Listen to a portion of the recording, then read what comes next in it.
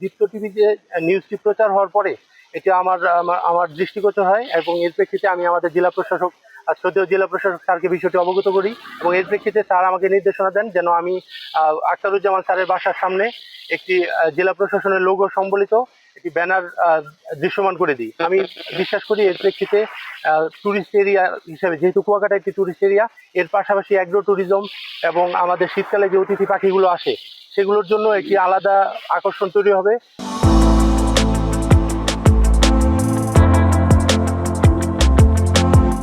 আমাদের পর্যটকদের জন্য, আগত পর্যটকদের জন্য আমি বিশ্বাস করি প্রাণী কল্যাণে স্যারের যেই অনুপ্রেরণামূলক এই উদ্যোগ, এটা আমাদের কলাপাড়া উপজেলা এবং বাংলাদেশের সব মানুষের মধ্যে ছড়িয়ে যাক এবং যে কোনো প্রয়োজনে আমরা উপজেলা প্রশাসন এবং জেলা প্রশাসনের পক্ষ থেকে স্যারের পাশে আমরা অবশ্যই দাঁড়াবো ইনশাল্লাহ। আর বন্যপ্রাণী সংরক্ষণ যেই পদক, সেখানে আমরা স্যারকে আবেদন করিয়েছি। আমার বিশ্বাস স্যার ন্যাশনাল পর্যায়ে এই পদকে ভূষিত হবেন।